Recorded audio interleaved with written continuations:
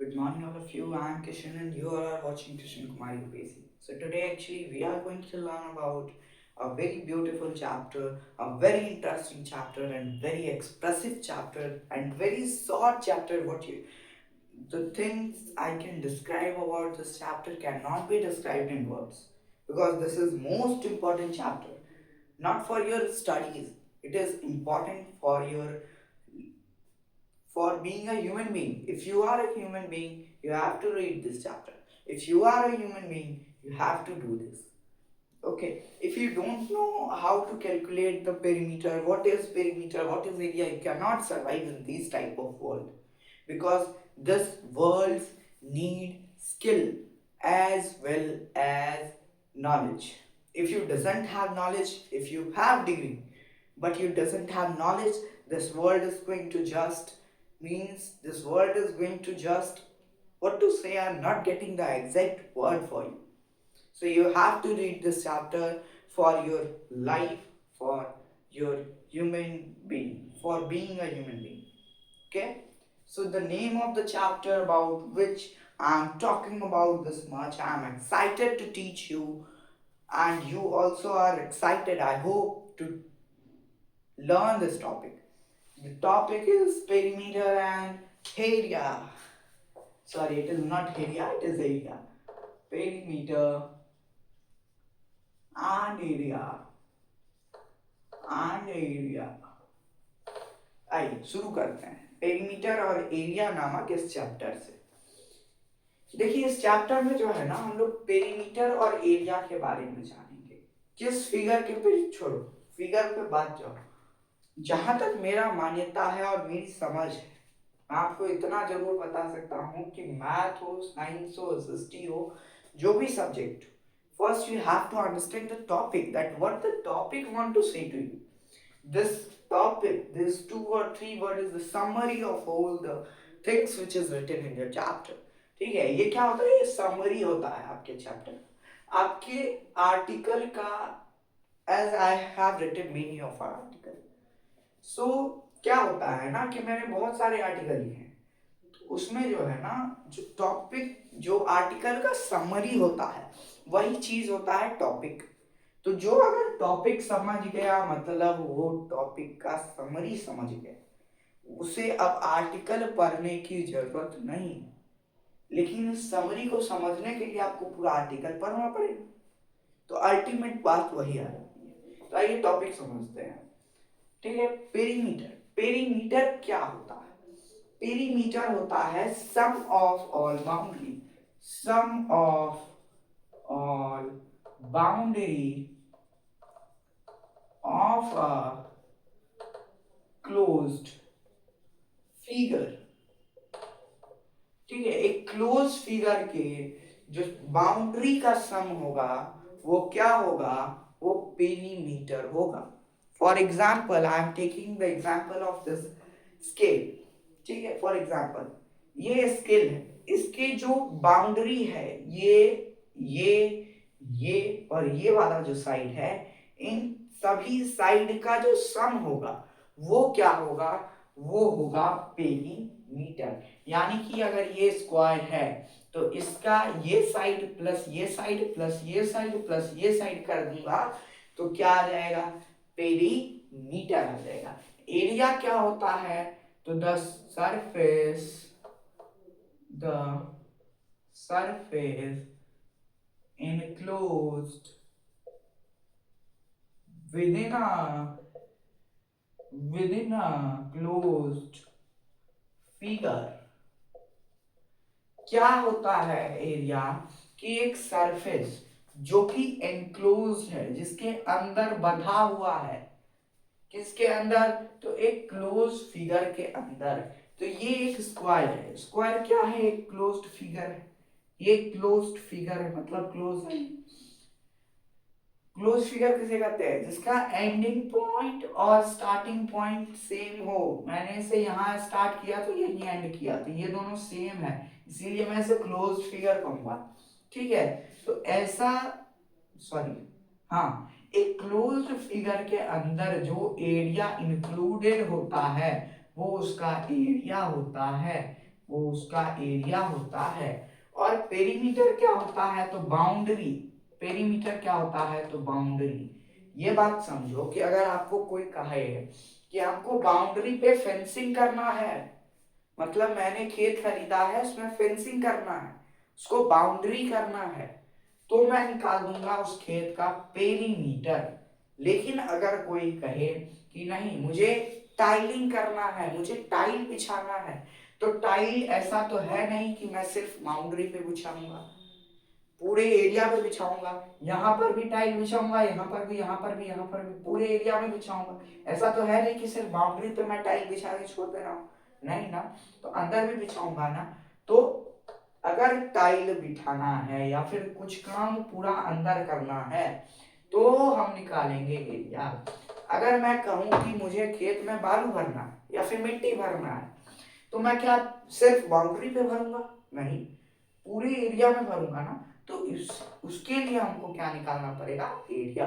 तो उससे हमको पता चल जाएगा कि कितना हमको चाहिए बालू या फिर कितना टाइल आई वांट, ठीक है, टू कवर दिस एरिया। तो यहां तक सबको क्लियर है कि पेरीमीटर क्या होता है और एरिया क्या होता है। अब देखो इस चैप्टर में जो है ना, इस चैप्टर में हम लोग पेरीमीटर और एरिया सीखेंगे। वैसे ये जो चीजें हैं, ये बेसिक चीज जो मैंने अभी तक आपको बताया, ये बेसिक चीज है जो कि हम लोग क्लास 6 और 5 में पढ़ के आए हैं। शायद आप लोग भी पढ़ के आए होंगे, और जिन्हें नहीं पता है वो प्लीज देखो, और जिन्हें पता है वो अभी तक 2x पे देख सकते थे, लेकिन अब 1x कर लो, क्योंकि अब आएगा मेन टॉपिक। देखिए इस चैप्टर में जो है ना, हम लोग इस चैप्टर में हम लोग क्या करेंगे कि सर्कल का पेरीमीटर सीखेंगे, सर्कल का एरिया सीखेंगे। डंडा छोड़ देता हूं क्योंकि मैं मास्टर बनना नहीं चाहता, मैं आपका दोस्त बनना चाहता हूँ, ठीक है। I want to be your friend, don't want to be a teacher, because a teacher follows a guideline but a friend follows a book. Okay, चलिए सर्कल, सर्कल का पेरीमीटर भी सीखेंगे, एरिया भी सीखेंगे। उसके बाद हम लोग बात कर लेते हैं पैरेललोग्राम।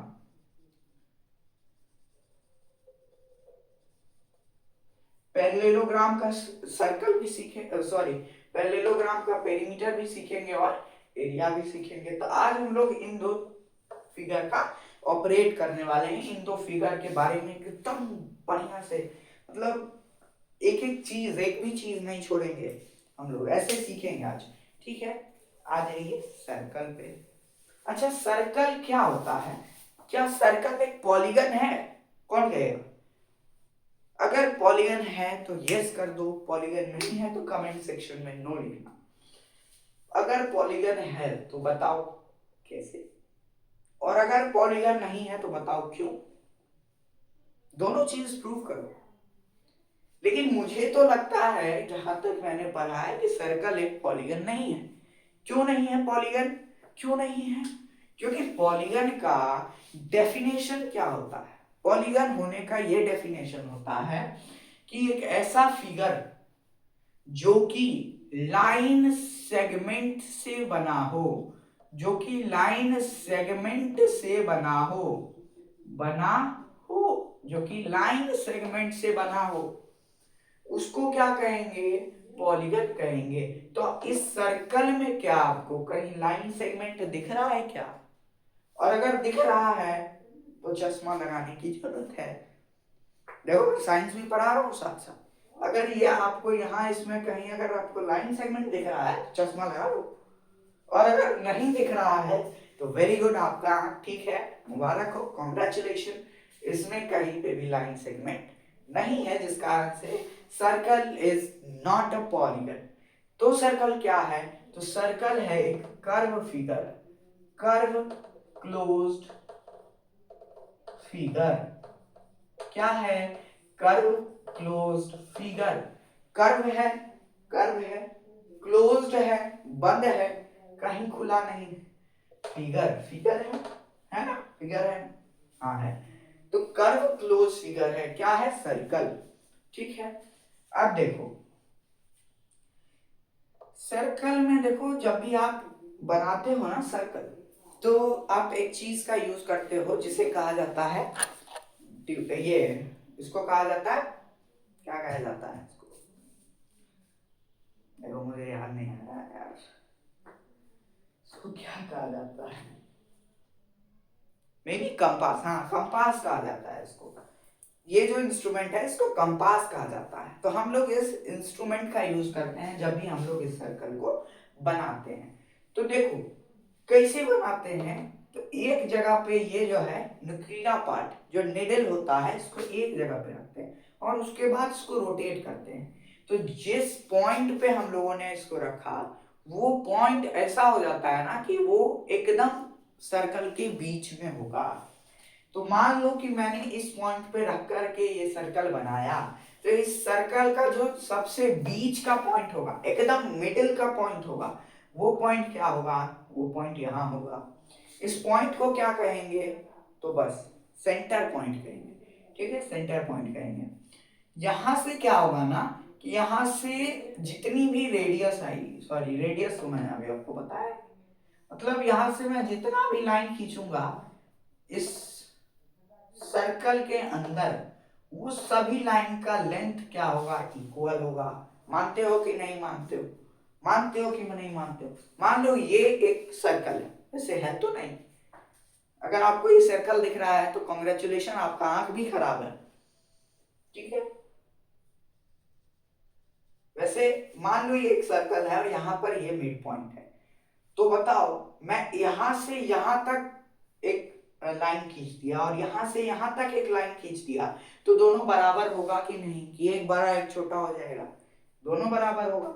तो वैसे ही यहाँ इस सर्कल पे भी काम कर रहा है, ये मिडिल का है और यहाँ से जितनी भी लाइन जाएगी वो सभी क्या होगी, इक्वल होगी। और इन्हीं सभी लाइन को कहा जाता है रेडियस, इन्हीं सभी लाइन को क्या कहा जाता है, रेडियस। ठीक है, अब एक और सर्कल बना देते हैं। देखिए सर्कल जो है ना बहुत सारे पॉइंट से मिलकर के बनता है, बहुत सारे पॉइंट से मिलकर के, मतलब ये जो एक लाइन है, ये जो कर्व है, ये बहुत सारे पॉइंट को मिलकर के बना है। तो एक सर्कल के पास क्या होगा, इनफिनाइट नंबर ऑफ रेडियस होगा। इस पॉइंट से हम जितना भी लाइन खींचेंगे यहां तक, वो सारा क्या होगा, वो सारा एक रेडियस होगा, वो सारा रेडियस होगा। तो एक सर्कल के पास कितने नंबर ऑफ रेडियस होंगे, तो इनफिनाइट। कितने होंगे, तो इनफिनाइट। अब देखो ये सेंटर पॉइंट है, एक रेडियस मान लो यहां गया और एक रेडियस यहां गया, तो ये एक पूरा लाइन बन गया। इस लाइन को कहा जाता है डायामीटर, डायामीटर। ठीक है, मतलब दो रेडियस को मिला करके, दो रेडियस को मिला करके जो लाइन बनेगा, और वो लाइन सेंटर से होते हुए दोनों तरफ के सर्कल के लाइन को, सर्कल के बाउंड्री को टच करेगा, इस लाइन को रेडियस कहा जाएगा। अच्छा मुझे बताना कि क्या ये रेडियस कहलाएगा, ये वाला जो लाइन मैंने खींचा, दोनों पॉइंट टच कर रहा है, दो रेडियस है मिलके, लेकिन ये बना है क्या, क्या ये रेडियस कहलाएगा, नहीं कहलाएगा। क्यों, क्योंकि ये भाई सेंटर लाइन को टच ही नहीं कर रहा है। जब ये सेंटर लाइन को टच करते हुए क्रॉस करेगा तब ये रेडियस कहलाएगा, ये रेडियस नहीं कहलाएगा। ये क्या कहलाएगा, कॉर्ड कहलाएगा। वो क्लास 10th की चीजें हैं, क्लास 10th में आपको ये भी पढ़ने को मिलेगा कि ये सेकेंड कहलाएगा, ये टेंजेंट कहलाएगा। ठीक है, ऐसी चीजें आपको देखने को मिलेगी, लेकिन यहाँ अभी वैसी बातें नहीं की गई है। ठीक है, तो रेडियस हो गया, डायमीटर हो गया। अब हम लोग जो है सर्कल के, सर्कल दिखता कैसे है और सर्कल कैसे बनता है, ये चीजें तो देख लिया हम लोगों ने। अब बात करते हैं मेन मुद्दे पे कि भाई सर्कल का एरिया और पेरीमीटर कैसे निकलेगा। तो पहली बात कि सर्कल का पेरीमीटर नहीं होता है, सर्कल का जो पेरीमीटर होता है ना उसका नाम बदल दिया गया है। सर्कल का जो पेरीमीटर होता है उसका नाम बदल दिया गया है और नाम क्या रखा गया है, सरकमफेरेंस। सर्कल के पेरीमीटर को क्या कहेंगे, सरकमफेरेंस। तो हम लोग कह सकते हैं कि the perimeter of circle is called circumference. Circumference. ठीक, ये सर्कल है, इसका जो ये पेरीमीटर होगा, ये जो आउटर बाउंड्री होगा, ये क्या होगा, सरकमफेरेंस होगा। अब बताओ तो इसको हम लोग कैसे मेजर कर सकते हैं कि कितना बड़ा है। दो वे है, एक वे स्मार्ट वे है, एक वे घिसा पिटा वे है। पहला वे जो कि घिसा पिटा है वो ये है कि आप एक धागा को लेकर के जाओ और इस धागा को जो है यहाँ पर रख लो इसके चारों ओर, उसके बाद उसको सीधा करो, उसके बाद एक स्केल लो, उस स्केल से उस धागा को मापो तो पता चल जाएगा कि कितना है। लेकिन मान लो आप धागा लेकर के नहीं गए हो तो ये भी नहीं पता। मान लो अगर आप धागा लेके नहीं गए, यहाँ प्रॉब्लम आया और इस प्रॉब्लम का जो सॉल्यूशन देगा उसे मैथ कहते हैं। तो इस प्रॉब्लम का सॉल्यूशन आपको एक फॉर्मूला से मिलेगा जिसका क्या कहना है 2 पाई आर। अब ये देखो पाई क्या होता है, 2 तो हम लोग जानते हैं कि 2 होता है, आर तो हम लोग जानते हैं कि आर जो है यहाँ रेडियस के लिए है। पाई क्या होता है, तो देखो पाई क्या होता है, ठीक,